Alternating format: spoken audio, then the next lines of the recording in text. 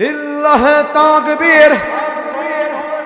হেলেঞ্চা পাড়ার পক্ষ থেকে প্রধান আকর্ষণের আগমন, প্রধান বক্তার আগমন।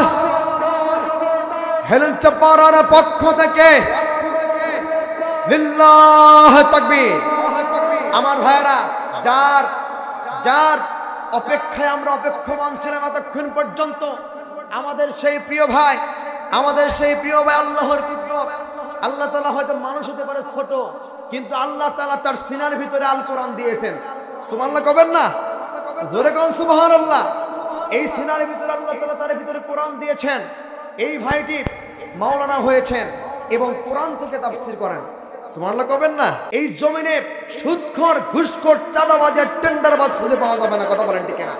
সেই জন্য আমরা চাই, এই পৃথিবীতে আমরা বারবার আমাদের পালাবদল হয়েছে, কিন্তু মুসলমানদের ভাগ্যের কোনো পরিবর্তন হয় নাই। আমরা চাই এই ভাই আল কোরআনটা পার্লামেন্টে দেখতে চাই। যেই ক্ষমতায় আসুক আমাদের কোনো সমস্যা নাই। আবারও যদি আওয়ামী লীগ আসতে চায়, কোরআন দিয়ে দেশ চালাতে চায়, তাদেরকে আমরা দিয়ে দেব। যদি বিএনপির ভাইয়েরা কোরআন দিয়ে দেশ চালাতে চায়, আমরা তাদের কাছে দেশ দিয়ে দেব। কারণ আমরা কোনো দল বুঝি না। দল মত নির্বিশেষে আমরা চাই আগামীর বাংলাদেশ হবে ইসলামের বাংলাদেশ, কোরআনের বাংলাদেশ। কথা বলেন ঠিক না? সেই জন্য কারা কারা চান আগামীর বাংলাদেশ কোরআন দিয়ে, ইসলাম দিয়ে চলবে? কারা কারা চান দুহাত তুলে আল্লাহকে দেখা দেন।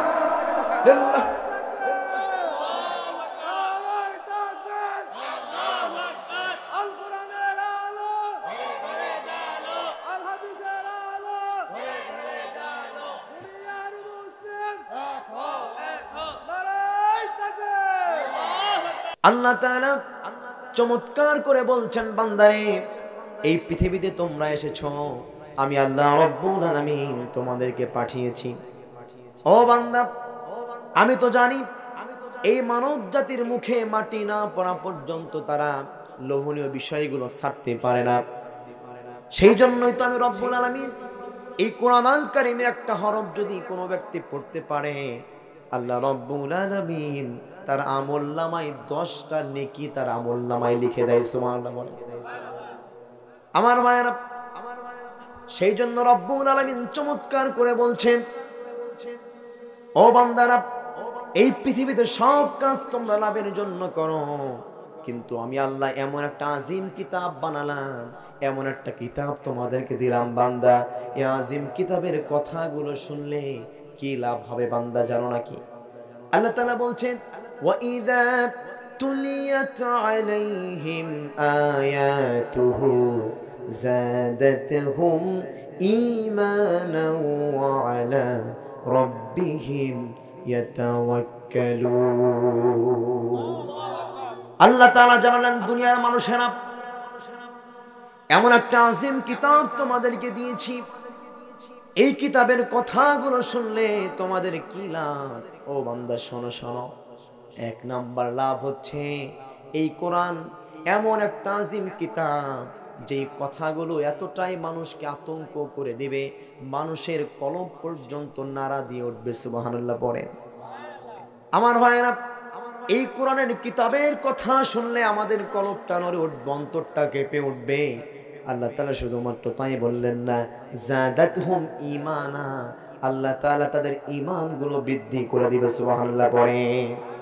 ও আমার ভাইরা, শুধুমাত্র কি এই লাভ নাকি? আল্লাহ তাআলা বলছেন, বান্দারে শুধুমাত্র ঈমান যে লাভ হবে তা কিন্তু নয়, আরো কিছু তোমাদের লাভ রয়েছে। সেইটা হচ্ছে কোরআনের কথাগুলো শুনলে তোমাদের হেদায়েতের পথগুলো খুলে যাবে। সুবহানাল্লাহ পড়ে। আল্লাহ তাআলা বলছেন, উলাইকাল্লাযীনা হাদাহুমুল্লাহ। আল্লাহ তাআলা বলছেন, গোলামেরা, এমন একটা কিতাব তোমাদেরকে দিয়েছি, এই কিতাবের কথাগুলো শুনলে তোমাদের হেদায়েতের রাস্তাকে সহজ হয়ে যাবে। সুবহানাল্লাহ পড়ে। ও আমার ভাইরা, কেমনে কোরআন শুনলে আমাদের হেদায়েতের পথ খুলে যাবে? আল্লাহ তাআলা সে কথাও বললেন, ওয়াইযা কুরিয়াল কুরআনু ফাসতামিউ লাহু ওয়া আনসিতু লাআল্লাকুম তুরহামুন। আল্লাহ তাআলা বললেন, দুনিয়ার মানুষেরা, এমন একটা আজিম কিতাব তোমাদেরকে দিয়েছে ও বান্দা, যে কোরআনের কথা শুনলে তোমরা হেদায়েত পেয়ে যাবা। এই পৃথিবীতে যতগুলো লেখক রয়েছে, গবেষক রয়েছে, কবি রয়েছে, অসংখ্য কবিতা এই বাংলার জমির রচয়িতা করেছে, অসংখ্য কিতাব লিখেছে, হাজার হাজার লক্ষ লক্ষ কিতাব এই বাংলার জমিনে আছে না নাই? কিন্তু আমার ভাইয়েরা, সমস্ত কিতাবের কথাগুলো শুনলে হয়তো আমাদের সাময়িক সময়ের জন্য আমাদের একটু লাভ হতে পারে, একটু জ্ঞান বৃদ্ধি পেতে পারে, কিন্তু আল্লাহ তাআলা এমন একটা কিতাবের কথা রব্বুল আলামিন বললেন, যেই কিতাবের কথাগুলো শুনলে শুধুমাত্র জ্ঞানই বৃদ্ধি পায় না, আল্লাহ তাআলা বলেন ঈমানও বৃদ্ধি পায়, হেদায়েতের পথ খুলে যায়। ও আমার ভাইরা, সেই কিতাবটা কেমনে শুনতে হবে? আল্লাহ তাআলা বলছেন, ওয়াইদা কুরিয়াল কুরআন ফাসতামিউ লাহু ওয়া আনসিতু লাআল্লাকুম তুরহামুন। এই কোরআনটা শুনবা, দুইটা আদব নিয়ে, জোরে বলেন কয়টা? এক নম্বরে চুপ করে বসে থাকতে হবে, দুই নাম্বার নড়াচড়া করা যাবে না, কোরআনের কথাগুলো শ্রবণ করতে হবে, নিজের জীবনে অ্যাপ্লাই করতে হবে, প্রয়োগ করতে হবে। আল্লাহ তাআলা বললেন, বান্দারে এই দুইটা কাজ যদি তোমরা করতে পারো, লাআল্লাকুম তুরহামুন, আমি আল্লাহর সমস্ত রহমতগুলো তোমাদের উপরে বর্ষিত হতে থাকবে। ও আমার ভাইয়েরা, তাহলে এই কোরআন শুনলে লাভ নাকি লস? এই কোরআন থেকে আপনাদের সামনে কথা বলছি, আল্লাহ তাআলা কি সুন্দর করে বলছেন। যারা পারেন আমার সঙ্গে সকলেই পড়েন, শারা'a লাকুম মিনাদ-দীনি মা ওয়াসসা বিহি নূহান ওয়াল্লাযী আওহায়না ইলাইকা ওয়া মা ওয়াসাইনা বিহি ইব্রাহিম وموسى وعيسى أن أقيموا الدين। আল্লাহ তাআলা বললেন, দুনিয়ার মানুষেরা, এই কিতাবটা তোমাদেরকে দিয়া আমি রব্বুল আলামিন তোমাদেরকে বললাম, ও দুনিয়ার মানুষেরা, কিতাবটা দিয়েই ক্ষান্ত হই নাই। আমি আল্লাহ বললাম, ও দুনিয়ার মানুষেরা, তোমাদেরকে কেন পাঠালাম? তোমাদের আন আকিমুদ্দিন, আল্লাহর এই জমিনে আল্লাহর দ্বীন কায়েমের আন্দোলন করতে হবে। এই কথাটা তাহলে আমরা জানি, দ্বীন কায়েমের আন্দোলন করা নফল নয়, সুন্নাত নয়। দ্বীন কায়েমের আন্দোলন করা ঠিক তেমন ফরজ। নামাজ যেই রকম ফরজ, কথা বলেন ঠিক কিনা? রোজা যেই রকম ফরজ। আল্লাহ তাআলা আবার বললেন, বান্দানে সব ফরজের বড় ফরজ দ্বীন কায়েমের আন্দোলন করা। এই দ্বীন কায়েমের আন্দোলন যারা না করবে তাদের কি ক্ষতি হবে?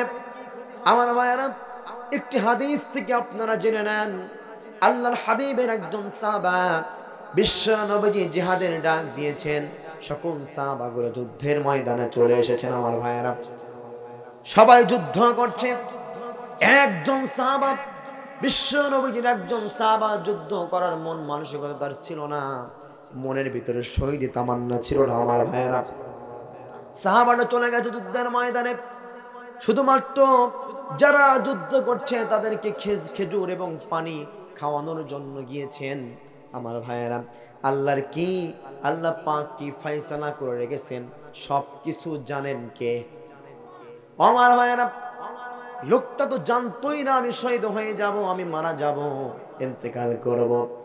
রাসূলের সাহাবা যখন যুদ্ধের ময়দানে গেল, তার মনে ছিল না, তার মনের নিয়তটা যুদ্ধের জন্য ওয়াকফ করে নাই, শহীদি তামান্না তার অন্তরে ছিল না। আমার ভাইরা, যুদ্ধের ময়দানে যখন গিয়েছে, খুব দূর থেকে সাহাবাদেরকে খেজুর আর পানিগুলো তাদেরকে দিচ্ছে পৌঁছায়া। আমার ভাইরা, ঠিক একটা ফাঁকা তীর এসে ওই সাহাবার পিঠ দিয়ে ঢুকে পেট দিয়ে বেরিয়ে গেল। সাহাবা সঙ্গে সঙ্গে জমিনে পড়ে গেল, সাহাবা সঙ্গে সঙ্গে ইন্তেকাল করলো। আমার ভাইরা, সকল সাহাবারা বিশ্ব নবী রাসূলুল্লাহ সাল্লাল্লাহু আলাইহি সাল্লামকে বলছেন, ইয়া রাসূলুল্লাহ, ইয়া হাবিবাল্লাহ, হুজুর, লোকটার ভাগ্য কতই না ভালো, কতই না সৌভাগ্যবান। আমার নবীজি ইয়া রাসূলুল্লাহ, দেখেন না আমাদের তো মনে হয় লোকটা হয়তো এই মুহূর্তে জান্নাতের মধ্যে অবস্থান করছে। কিন্তু বিশ্বনবী বললেন, ও আমার সাহাবারা, তোমরা কেমনে বুঝলা লোকটা জান্নাতে গিয়েছে?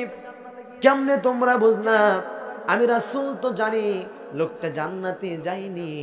আমি রাসূল দেখতে পাই ওই সাহাবা জাহান্নামের আগুনে দাউ দাউ করে জ্বলছে। ও আমার ভাইরা, খুব অবাক করা তথ্য কিনা? রাসূলের সাহাবা হয়ে জাহান্নামে কেমনে যায়? কারণ সাহাবার মনে শহীদি তামান্না ছিল না, সেই জন্যই সাহাবা জাহান্নামে গিয়েছে। ও আমার ভাইরা, একটি হাদিস থেকে আপনারা তার সলিউশনটাও নিয়ে নেন। বিশ্ব নবীজির যত জিহাদের ময়দান ছিল, সমস্ত ময়দানগুলো ক্লোজ হয়ে গেল, সমস্ত যুদ্ধগুলো শেষ হয়ে গেল। আমার ভাইরা, যুদ্ধ শেষ হওয়ার পরে আল্লাহর হাবিব জিহাদের আয়াত যখন তেলাওয়াত করলো, সকল সাহাবারা বলছে, ইয়া রাসূলুল্লাহ, আপনি তো বললেন শহীদ হলে ওই মৃত্যু সব চাইতে ভালো মৃত্যু। আমার ভাইরা বলেন তো দেখি, শহীদের মৃত্যু চাইতে ভালো কোনো মৃত্যু আছে নাকি? আছে? আছে? সবাই বলেন নাই আছে নাকি? কথা বলেন না কেন আপনারা? সমস্যা? জোরে কোন আছে? আমার ভাইরা, শহীদি তামান্না, শহীদি মৃত্যু যারা হবে ওই ব্যক্তি সবচাইতে সৌভাগ্যবান। কারণ শহীদি মৃত্যু যদি হয়ে যায়, এপারে কতল করে দিবে কাফেররা, ওই পারে আল্লাহর জান্নাতুল ফেরদাউসে অবস্থান করবে। সকল যুদ্ধের ময়দানগুলো শেষ হয়ে গেল। সাহাবা আজমাইন রাদিয়াল্লাহু তাআলা আনহুম আজমাইন, সকল সাহাবারা বলছে, ইয়া রাসূলুল্লাহ, কেমনে যুদ্ধ করব, জিহাদ কেমনে করব, আর কেমনে শহীদ হব? শহীদ না হলে তো জান্নাতে যেতে পারবো না। ইয়া রাসূলুল্লাহ, কেমনে জিহাদের ময়দানে যাওয়া যায়, কেমনে শহীদ হওয়া যায়? সাহাবাদেরকে রাসূল বলছে, আমার সাহাবারা শোনো শোনো, আমি তোমাদেরকে এমন একটা কথা তোমাদেরকে বলে দিচ্ছি, সাহাবারা তোমরা জানো না কি? আমি রাসূল বললাম, কোন ব্যক্তি যদি ঈমানি শহীদি তামান্না যদি তার অন্তরে থাকে, ওই ব্যক্তি যদি সাধারণভাবে মৃত্যুবরণ করে, আমি রাসূল জানাইয়া দিলাম, আল্লাহ পাক অবশ্যই অবশ্যই ওই ব্যক্তি সাধারণভাবে মৃত্যুবরণ করলেও আল্লাহ তাআলা তাকে জান্নাত দিয়া দিয়া শহীদি মৃত্যু দান করবে। সেই জন্য আমার ভাইরা, প্রত্যেকের অন্তরে শহীদি তামান্না থাকার প্রয়োজন আছে না নাই? সেই জন্য দ্বীন কায়েমের আন্দোলন করার প্রয়োজন আছে না নাই? আর ওয়াস্তে বলেন আছে না নাই? সেই জন্য আমার ভাইরা, আল্লাহ রাব্বুল আলামিন আমাদের সে কথাই বলছেন, ও বান্দারা, আন আকিমুদ্দিন, আল্লাহর এই জমিনে আল্লাহর দ্বীন কায়েমের আন্দোলন করতে হবে। এই দ্বীন কায়েমের আন্দোলন করতে গিয়ে সমস্ত প্রকার ওয়ালা তাতাফাররাকু ফি, পরস্পর ডিভাইডেড, পার্থক্য সৃষ্টি করা যাবে না। আমার ভাইয়ের একটু লক্ষ্য করুন, বাংলাদেশে যতগুলো দল আছে সমস্ত দলের কথা বাদ দিলাম, শুধুমাত্র ইসলামিক দল যদি হিসাব করতে যাই, এই বাংলার জমিনে কতগুলো ইসলামিক দল আছে গুণে কি শেষ করতে পারবেন? পারবেন? এতগুলো ইসলামিক দল, হাটহাজারী, চরমোনাই, ফুরফুরা, দেওয়ানবাগী, আটরশি, তাবলিগ জামাত, বাংলাদেশ জামাত ইসলামী, হেফাজতে ইসলাম, সুন্নি, হালকা সুন্নি, মিষ্টি সুন্নি, কত দল বাংলার জমিনে আছে না নাই? কিন্তু আল্লাহ তাআলা যখন বললেন আন আকিমুদ্দিন, আল্লাহর এই জমিনে জান মালকে উৎসর্গ করে দিয়া আল্লাহর এই জমিনে দ্বীন কায়েমের আন্দোলন যখন ডাক দেওয়া হবে, কি হালকা সুন্নি, মিষ্টি সুন্নি, তাবলিগ জামাত, জামাত ইসলামী, হেফাজতে ইসলাম, এটা দেখার বিষয় নয়। সকলে ঐক্যবদ্ধ হয়ে আল্লাহর এই জমিনে দ্বীন কায়েমের আন্দোলন করতে হবে। আমার ভাইয়েরা, কোরআনুল কারীমে অসংখ্য জায়গায় আল্লাহ রাব্বুল আলামিন দ্বীন শব্দ দিয়েছেন। অসংখ্য দ্বীন শব্দের অর্থ আল্লাহ তাআলা দিয়েছেন। দ্বীন শব্দের অর্থ ধর্ম, দ্বীন শব্দের অর্থ আদর্শ, দ্বীন শব্দের অর্থ কিয়ামত, দ্বীন শব্দের অর্থ রাজনীতি, দ্বীন শব্দের অর্থ সংস্কৃতি, দ্বীন শব্দের অর্থ যুদ্ধনীতি, দ্বীন শব্দের অর্থ জীবন নীতি, দ্বীন শব্দের অর্থ আইন কানুন, সর্বশেষ দ্বীন শব্দের অর্থ দিয়েছেন সংবিধান। কার কথা? ও আমার ভাইরা, দ্বীন শব্দের ধর্ম, তার প্রমাণ কি, রেফারেন্স কি, দলিল কি? আল্লাহ তাআলা চমৎকার করে বলছেন সূরাতুল বাকারা কোরআনুল কারীমের 2 নম্বর সূরা সূরাতুল বাকারা এর 256 নম্বর আয়াতে রব্বুল আলামিন চমৎকার করে বলছেন, লা ইকরাহা ফিদ্দীন। আল্লাহ তাআলা বললেন, ও দুনিয়ার গোলামেরা, দ্বীনের ব্যাপারে তোমরা কেউ মত পার্থক্য সৃষ্টি করবে না। শুধুমাত্র তাই নয় আমার ভাইয়েরা, আল্লাহ তাআলা সূরাতুল কাফিরুনের মধ্যে একই কথা রব্বুল আলামিন বললেন, লাকুম দীনুকুম ওয়ালিয়াদিন। তোমার দিন তোমার, আমার দিন আমার। দিন নিয়ে কোনো বাড়াবাড়ি চলবে না কথাকার। কিন্তু আমার ভাইয়েরা, বাড়াবাড়ি আমরা দেখেছি, এই বাংলার জমিনে যারা ছিল সংখ্যালঘু, কিন্তু আমরা মুসলমানেরা তাদেরকে ভাবতাম না সংখ্যালঘু, আমরা ভাবতাম তারা আমাদেরই ভাই, ঠিক কিনা বলেন? কিন্তু আমার ভাইরা, চট্টগ্রামের জমিনে যখন আমার একজন ভাই অ্যাডভোকেট সাইফুল ইসলাম ভাইকে যখন ইসকন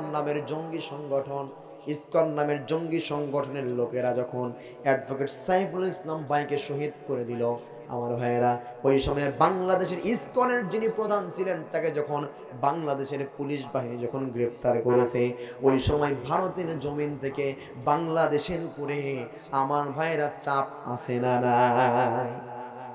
আমার ভাইয়েরা খুব খেয়াল করবেন, এই বাংলাদেশের কোরআনের পাখি যিনি 50টি বছর এই বাংলার জমিনে শুধু নয় গোটা পৃথিবীতে তাফসীর করেছেন, কথা বলেন ঠিক কিনা? সেই ব্যক্তিকে একটি যুগ তাকে ওই জেলখানার মধ্যে রাখা হলো, আয়না ঘরে রেখে দেওয়া হলো। শুধুমাত্র তাই নয়, তাকে ইনজেকশন পুশ করে বিদায় দেওয়া হলো। ওই ভারতের জমিন থেকে কোনো কথা বলে নাই। আমরা তোমাদের মন্দিরগুলো পাহারা দিয়েছি, আমরা তোমাদের পূজা মণ্ডপগুলো পাহারা দিয়েছি। আমার ছাত্র ভাইরা, কথা বলেন ঠিক কিনা? আমরা দেই তাদের মন্দির পাহারা, আর তারা আমাদের ওই ভারতের জমিনে মুসলমানদের কত নির্যাতন করছে। শুধুমাত্র তাই নয়, আমাদের মসজিদগুলো ভেঙে তারা রাম মন্দিরে রূপান্তরিত করেছে, কথা বলেন ঠিক কিনা? আমরা বলতে চাই, ওই ভারতের দাদাবাবু যারা আছে তাদেরকে বলতে চাই, ওই ভারতের পক্ষ যারা নিয়েছিল ইতিপূর্বে তারা লাঞ্ছিত হয়েছে, অপমানিত হয়েছে, ভারতের জমিনে পালাতে বাধ্য হয়েছে, কথা বলেন ঠিক কিনা? আজ যদি কোন ব্যক্তি, কোন দল ওই ভারতের 5টা গোলামি যদি কেউ করে, এই বাংলার জমিনের মুসলমান তাদেরকেও দাঁত ভাঙা জবাব দেওয়ার জন্য প্রস্তুত আছে, কথা বলেন ঠিক কিনা? ও মুসলমানেরা,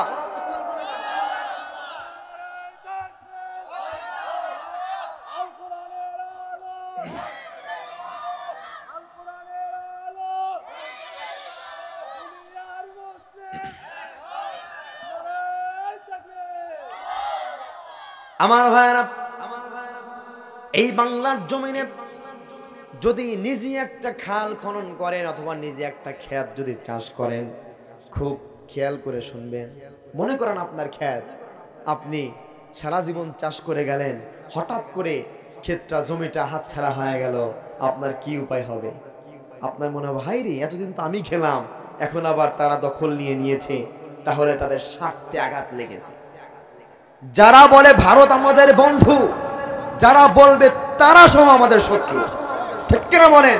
কোন ভারত আমাদের বন্ধু হতে পারে না। যদি বন্ধুই হইতো তাহলে এরকম বন্যার পানি দিয়ে হাজার হাজার মানুষকে ক্ষতিগ্রস্ত করতে পারত না। সেই জন্য ওই ভারতকে আমরা হুঁশিয়ার করতে চাই, আমাদের মুসলমানরা খারাপ নাই, আমাদের মুসলমানরা ভালোই আছে। আমরা বাংলাদেশের মানুষ কত সুন্দর। হিন্দুরা যখন পূজা করে, মুসলমানদের মাহফিল তখন বন্ধ থাকে, মুসলমানরা যখন মাহফিল করে, হিন্দুদের পূজা তখন বন্ধ থাকে। কত সুন্দর সম্প্রীতি, পরস্পর ভালোবাসার দেশ, কথা বলেন ঠিক কিনা? আমাদের ভালো থাকা তারা সহ্য করতে পারছে না, সেই জন্য দাদা বাবুদের চুলকানি শুরু হয়েছে, ঠিক কিনা বলেন? যদি তোমাদের চুলকানি হয়, প্রয়োজন আমরা মলম কিনে দিব, তবুও তোমরা চুপ করে বসে থাকো, কথা বলেন ঠিক কিনা? আমার ভাইয়েরা, আল্লাহ তাআলা এই দ্বীন শব্দের অর্থ দিয়েছেন ধর্ম। জোরে বলেন কি? ধর্ম। 2 নাম্বার রব্বুল আলামিন দ্বীন শব্দের অর্থ দিয়েছেন কিয়ামত। জোরে বলেন কি? কিয়ামত। আল্লাহ তাআলা তার প্রমাণ কোথায় দিয়েছেন? দলিল কোথায় দিয়েছেন, রেফারেন্স কোথায় দিয়েছেন?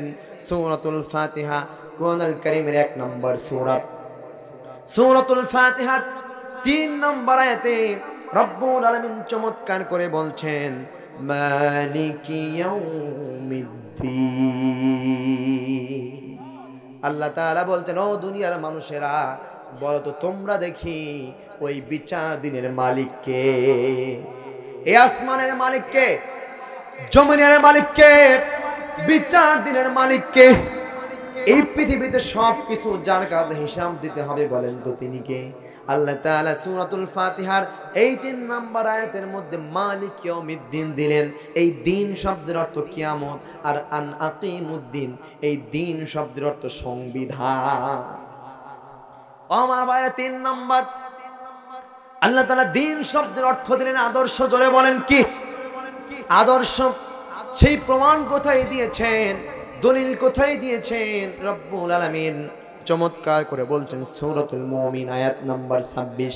আল্লাহ তাআলা বলছেন ওয়াকাল ফিরআউন যারুনি আকতুল মূসা ওয়ালইয়াদউ রাব্বাহ ইন্নী আইয়াখাফু আইয়ুবাদদিলা দীনাকুম। আল্লাহু আকবার।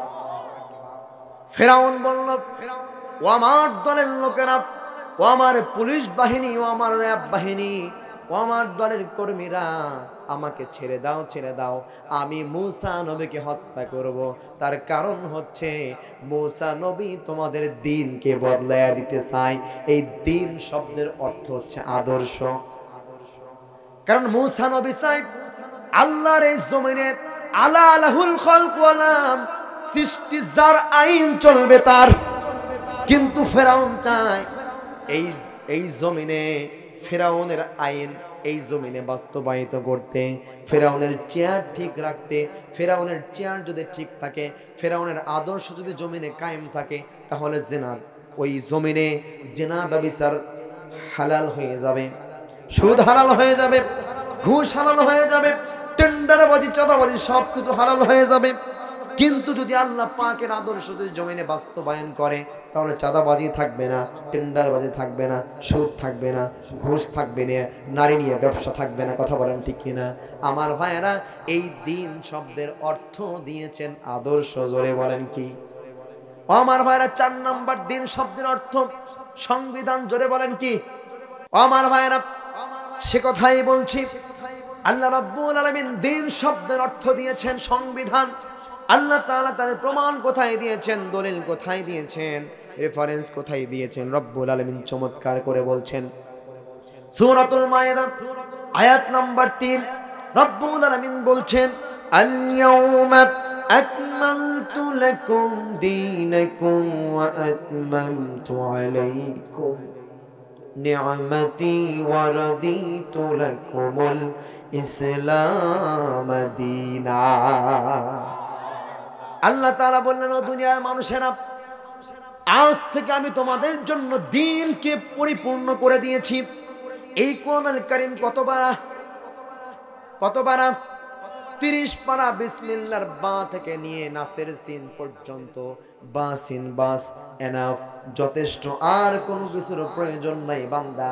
এইটুকুই তোমাদের জীবনে অ্যাপ্লাই করো, প্রয়োগ করো। এইটুকুই তোমার জীবনে ধারণ করো। এটা অনুযায়ী তোমার জীবনকে পরিচালনা করো। ও বান্দারা, আমি ওয়াদা দিয়ে দিলাম কানাত লাহুম জান্নাতুল ফিরদাউস নুজুলা। আমি রব্বুল আলামিন তোমাদেরকে জান্নাতুল ফিরদাউস দিয়ে দেব। কিন্তু আমার ভাইয়েরা, অনেক ভণ্ড আছে যারা বলে কোরআন 30 পারা নয়, এই কোরআন হলো 90 পারা। নাউজুবিল্লাহ কবেন না? এরকম ভণ্ড হয়তো আপনার এলাকায় নাই, আমার এলাকায় আছে। আমার ভাইরা, আমি তো অবাক হয়েছি। আমার সাথে একসাথেই ওযু করে, আবার নামাজ পড়তে গিয়া বলে হুজুর নামাজ পড়া লাগে না। আসলে ওযু করলেই তো আল্লাহ বোঝে ওযু করেছি, অর্ধেক সওয়াব তো লিখে নিয়েছি, নামাজের দরকার নাই। এইরকম ভণ্ড আছে না? না, তারা বলে কোরআন 90 পারা। এত সুন্দর করে দলিল দেয়, বলে পানির নিচে মোমবাতি, বাতাস এতে নেবে না, বাবার দরবারে হালকা দিলে ওযু গোসল লাগে না। জোরে কন্যা নাউজুবিল্লাহ। নাকি সুবহানাল্লাহ কবেন? কোনটা? আমার ভাইরা শুধুমাত্র তাই নয়, এত সুন্দর করে গান বানাইছে আমার ভাইরা, বলছে দয়াল বাবা রে দয়া করো আমারে। নাউজুবিল্লাহ কবেন না? আমাদেরকে দয়া করে কে? আল্লাহ দয়া করে। কিন্তু আজকে তো মা বোনেরা আল্লাহর দয়া সম্পর্কে তারা বোঝে না। একটু বাচ্চা না হলে চলে যায় বাচ্চার জন্য ন্যাংটা বাবার কাছে, ঠিক কিনা বলেন? যায় বাবাকে বলে, ও বাবা একটা সন্তান দাও। আচ্ছা বলেন তো দেখি, সন্তান দেওয়ার মালিক কি খাজা বাবা? জোরে বলেন, খাজা বাবা নাকি? সন্তান দেওয়ার মালিক কে? অথচ আমরা বলতে পারি দয়াল আল্লাহ রে দয়া করো আমারে। আমাদেরকে দয়া করে কে? আল্লাহ দয়া করে। কিন্তু আমরা ওই খাজা বাবার দরবারে গিয়ে সেজদা দেই, এইরকম ভণ্ড আছে না নাই? সেজদার মালিক কে? জোরে বলেন কে? আল্লাহ তাআলা বলেছেন, ও দুনিয়ার মানুষেরা, এই মাথা কারো সামনে অবনত করা যাবে না, একমাত্র শুধুমাত্র কেবলমাত্র আমি আল্লাহর সামনে অবনত করতে হবে। কার কথা? এই মস্তক দিয়েছে কে? আল্লাহ দিয়েছে। মস্তক মাথা আল্লাহ দিয়েছে, সেই জন্য মাথাটা নোয়াতে হলে আল্লাহর সামনে সিজদা করতে হবে। কার কথা? আমার ভাইরা, আজকে তো অনেক ব্যক্তি আছে নিজের বাবার খবর নাই, ওই খাজা বাবার দরবারে উট, দুম্বা, ভেড়া, খাসি, তারপর আর গরু আছে না নাই? নিজের বাবা মা এই শীতের ভিতরে একটা কম্বল কেনার টাকা নাই, নিজের বাবা মাকে দেখে না, অথচ তার খাজা বাবার কাছে উট দুম্বা জবাই করে দিয়ে আসে, আছে না নাই? ও যুবক ভাইরা, তোমাদেরকেই বলছি, পিতা মাতার সাথে কখনো খারাপ আচরণ করা যাবে না। দুনিয়াও শেষ হয়ে যাবে, তোমার আখিরাতও শেষ হয়ে যাবে।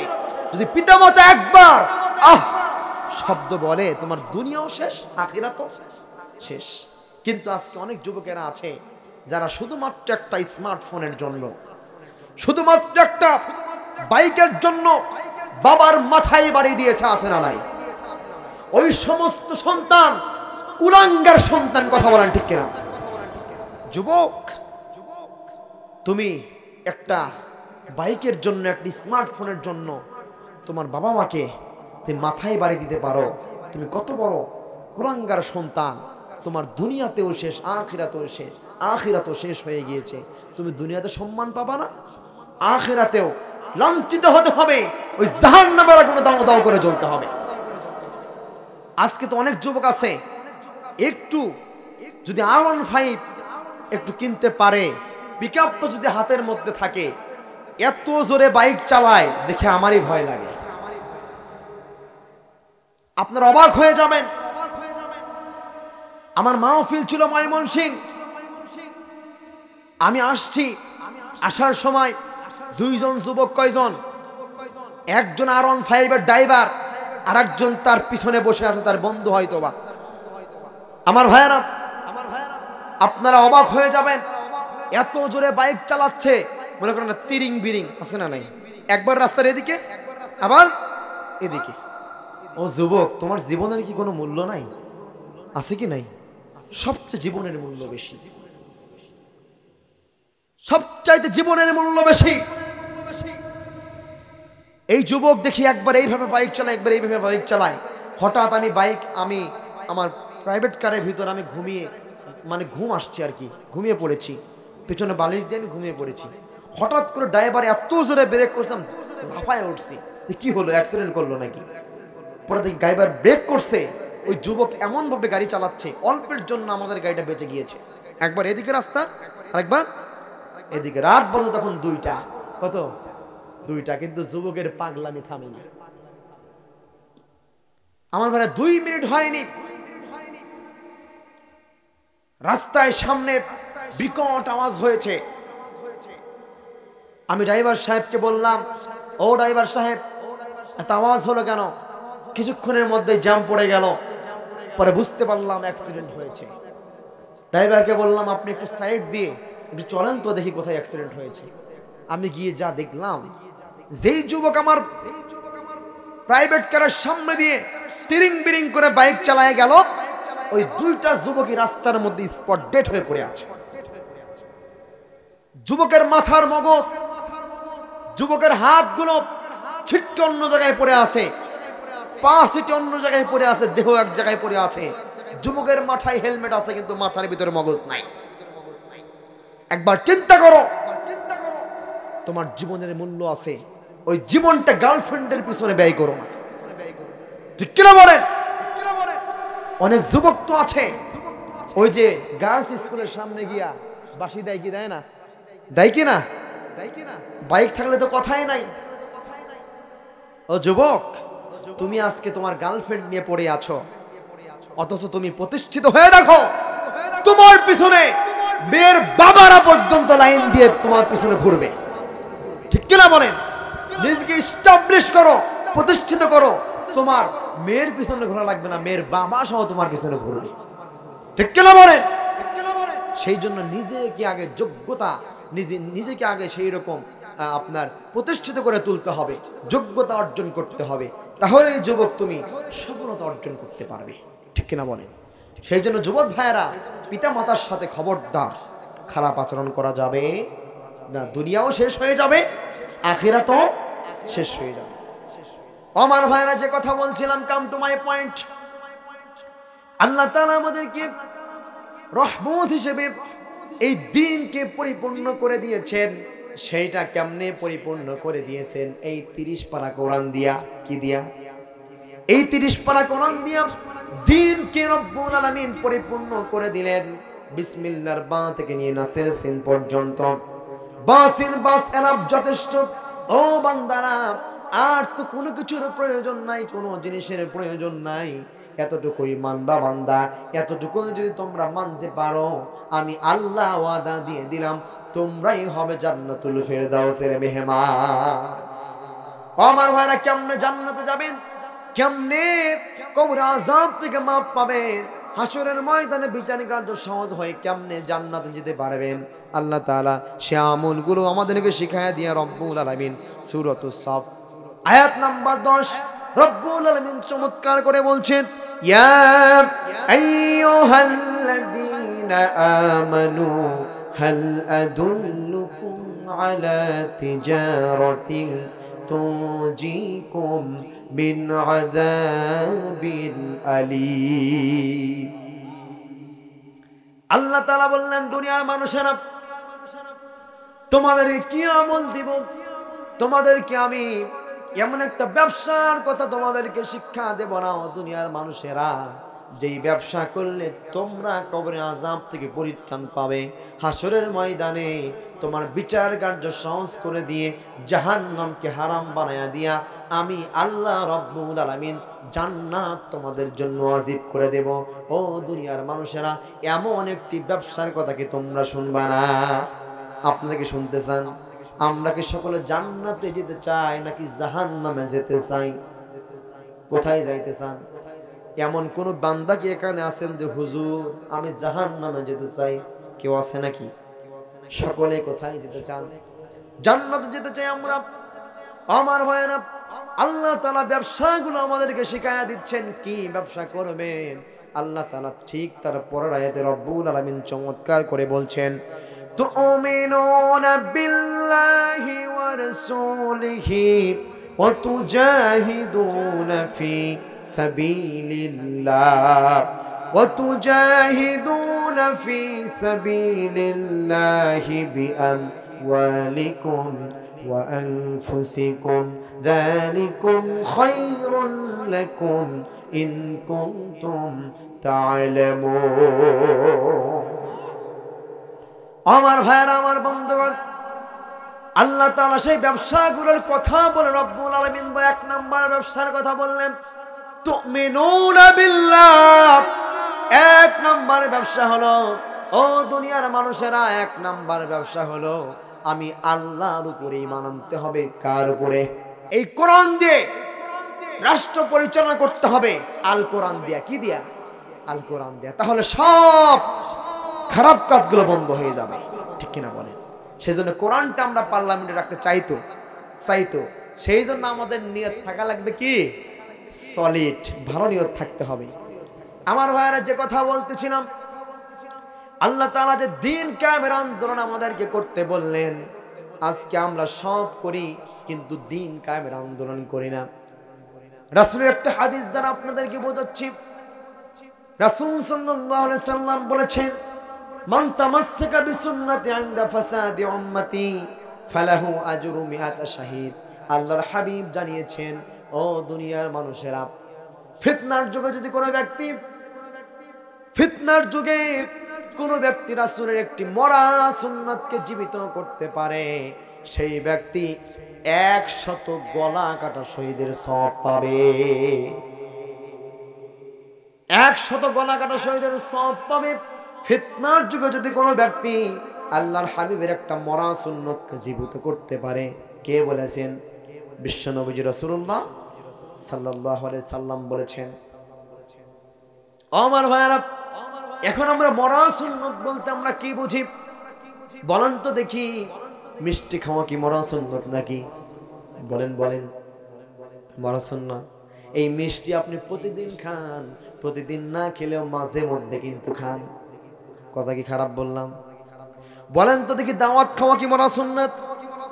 এই দাওয়াত আপনি মাঝে মধ্যে খান এবং আজকেও খাইছেন, ঠিক কিনা বলেন? নামাজ পড়া মরা সুন্নত নয়। মরা সুন্নত হচ্ছে নামাজ, কিন্তু কেউ ওয়াক্তিয়া নামাজ না পড়লে শুক্রবারের নামাজটাও কিন্তু পড়ে, সেই জন্য নামাজ পড়াও কিন্তু মরা সুন্নত নয়। মরা সুন্নত হচ্ছে আল্লাহর এই জমিনে জান এবং মালকে উৎসর্গ করে দিয়া আল্লাহর এই জমিনে দ্বীনকে বাস্তবায়িত করা, এটা হচ্ছে মরা সুন্নাত। আমার ভাইরা, আপনি নামাজ পড়লেন, রোজা করলেন, সব কিছু করলেন, কিন্তু দ্বীন কায়েমের আন্দোলন করলেন না। ওই কিয়ামতের ময়দানে, হাসরের ময়দানে আপনি কিন্তু ধরা খেয়ে যাবেন। সেই দিন কিন্তু দেখবেন সারা জীবন নামাজ পড়েছেন, কপালটা দাগ বানায় ফেলেছেন, তাসবিহ তাহলিল করতে করতে আঙ্গুলগুলো ফুলে গিয়েছে আমার ভাইরা। কিন্তু যখন হাসরের ময়দানে আল্লাহ তাআলা বলেন, যাও বান্দা যাও, জাহান্নামে চলে যাও, সেই দিন আপনার কি উপায় হবে? যদি বলে যাও যাও জাহান্নামে চলে যাও, তখন আপনারা আল্লাহকে বলবেন, ওগো আল্লাহ, কেন জাহান্নামে যাব? আল্লাহ বলবেন, বান্দারে, তুমি সব করেছো কিন্তু কোরআনটা দিয়া দেশ চালাতে চাও নাই। তুমি সব করেছো কিন্তু তুমি আল্লাহর জমিনে দিন কায়েমের আন্দোলনকে তুমি অস্বীকার করেছো, দিন কায়েমের আন্দোলন তুমি করো নাই। সেই জন্য শাস্তি হিসাবে তুমি একাই জান্নাতে যেতে চাইছো। তুমি দুনিয়ার সকল মানুষকে একই সাথে জান্নাতে নিয়ে যাওয়ার চেষ্টা করো নাই। সেই জন্য আমি আল্লাহ ঘোষণা দিয়ে দিলাম, তোমার জায়গা ওই জান্নাত হবে না, তোমার জায়গা হবে আমার জাহান্নাম। আমার ভাই, একটা এক্সাম্পল দিলে আপনারা বুঝবেন। একটা পাত্র, একটা ছেলে পাত্রী দেখতে গিয়েছে, যাওয়ার পরে পাত্রীকে দেখে তার পছন্দ হয়েছে। এইবার পাত্রীটা ছেলেকেও পছন্দ করেছে, করার পরে এইবার পাত্রী বলছে, আমি আপনাকে পছন্দ করেছি, আপনিও করেছেন, ঠিক আছে আলহামদুলিল্লাহ, কিন্তু আমাকে বিয়ে করতে হলে একটা শর্ত মানতে হবে। জোরে বলেন, শর্ত কয়টা? আরো জোরে, কয়টা? একটা শর্ত মানতে হবে। ছেলে বলছে, কি শর্ত মানতে হবে? মেয়েটা তখন বলছে, যদি আমি আপনাকে বিয়ে করি, আপনি যদি আমাকে বিয়ে করেন, তাহলে তো আপনার রান্না বাড়ি করতে হবে, আমি করে দিব, সমস্যা নাই।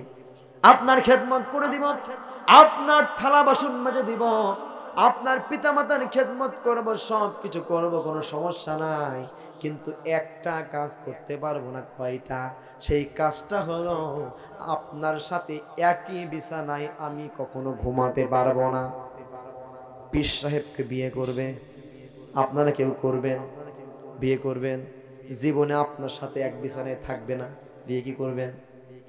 এমন ভাবে পীর সাহেব তো বলতেছেন উনি বিয়ে করবেন। করবেন? জোরে কোন করবেন নাকি? পীর সাহেব বলবে বিয়ে করব না, তার কারণ যে কারণে বিয়ে করলাম সেটাই তো হলো না, কেমনে বিয়ে করা যায়? আমার ভাইরা তার লক্ষ্য করুন, আপনি নামাজ পড়বেন, আপনি রোজা রাখবেন, সব কিছু করবেন, কিন্তু আসল কাজটাই করবেন না। তাহলে ওই রকম যেই রকম ওইটা ছাড়া বিয়ে করবেন না। এই আসল কাজ দিন কায়েমের আন্দোলন না করলে আল্লাহ তাআলা কখনোই আপনাকে জান্নাত দিবে না। আমার ভাইরা, যে কথা বলছিলাম, আল্লাহর এই জমিনে দিন কায়েমের আন্দোলন করলেন না, আপনার নামাজ শেষ, রোজা শেষ, হজ শেষ, যাকাত শেষ, সব শেষ হয়ে যাবে যদি দিন কায়েমের আন্দোলন না করেন। কার কথা? সেই জন্যই তো রব্বুল আলামিন বলছেন, তোমাদেরকে আমি তিনটা ব্যবসার কথা বলেছি। জোরে বলেন কয়টা? তিনটা ব্যবসার কথা তোমাদেরকে বলেছি। এক নাম্বার ব্যবসা হচ্ছে আল্লাহ তাআলার উপরে ঈমান আনতে হবে। জোরে বলেন কার উপরে? একমাত্র এই মস্তকটা কোনো মানুষের সামনে অবনত করা যাবে না, একমাত্র আল্লাহর সামনে অবনত করতে হবে। কার কথা?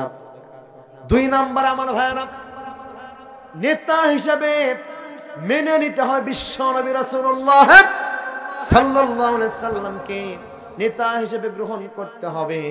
এই পৃথিবীতে কত নেতার পিছনে ঘুরলেন, ঘুরে ঘুরে স্যান্ডেলের তলাও ক্ষয় হয়ে গেল, সব ক্ষয় হয়ে গেল, এমনকি পায়ের চামড়া পর্যন্ত ক্ষয় হয়ে গেল। কিন্তু হাসরের ময়দানে যখন নেতা সহকর্মীকে ডাকা হবে, দেখবেন নেতাও জাহান্নামে, কর্মীও জাহান্নামে। ও আমার ভাইয়েরা, এই বিগত সময়ে যারা দেখেছেন ইউনিভার্সিটিতে অসংখ্য আমার ছাত্রলীগের ভাইয়েরা তারা পড়েছে, সারা জীবন রাজনীতি করেছে।